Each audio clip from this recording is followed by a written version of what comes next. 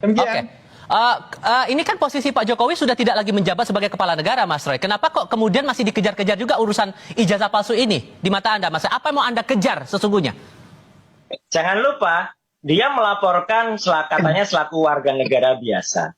Katanya selaku rakyat. Kemudian melaporkan dengan pasal pencemaran nama baik. Tidak akan pernah lupa, Mas. Bulan Februari 2025, baru 3 bulan yang lalu, ya kalau lupa tolong diingatkan ya, Mas Reddy kalau ketemu. Dia itu sekarang pejabat negara lagi sebagai Dewan Pengarah Danantara. Jadi sebagai Dewan Pengarah Danantara itu pejabat publik. Pejabat publik itu harus mau, harus bisa dan harusnya bangga. Saya sebagai lulusan UGM, apalagi saya punya 2 ijazah dari UGM, S1, S2, Rismon juga S1, S2, Dr. Tifa juga S1.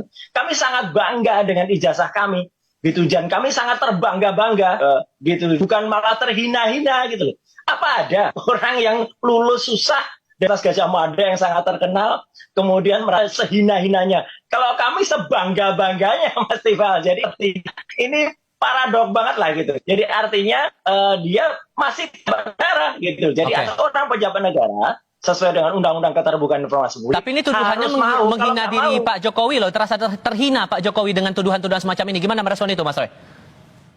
Iya lu aja gitu loh. Kok bisa terhina punya ijazah Universitas Gajah Mada kok terhina? Harusnya UGM juga merasa terhina gitu. Kalau dikatakan ada orang yang kemudian tidak enggak dengan ijazahnya gitu. Jadi kalau ini kan statement aja biasa gitu loh. Kita mempertanyakan, dan peneliti itu mau terlindung di bawah kampus atau dia independen kayak saya Dr. Rismon, itu punya hak ya, hak profesional, hak publik untuk kemudian melakukan kalau ada yang kurang tepat. Dan kalau ditanyakan misalnya, kok hanya Pak Jokowi aja? Enggak, kalau ada tokoh publik yang lain yang misalnya kemudian kita curious ya, kita kepo, mungkin ijazahnya nggak benar nih. Tentu akan kita speak up juga, misalnya yang lagi menjabat sekarang ya gitu, yang ini jual apa yang disuarakan oleh para purnawirawan tadi itu clear banget, itu juga pasti akan dibedah juga ijazahnya. Bukan kepala negara tapi masih menjadi pejabat negara, contoh kasus di Danantara, Bang Freddy. Makanya kemudian ini masih tetap dipersoalkan. Beralasan tidak menurut Anda, Bang? Itu kan alasan yang dicari-cari aja. Kemudian itu kan belakangan.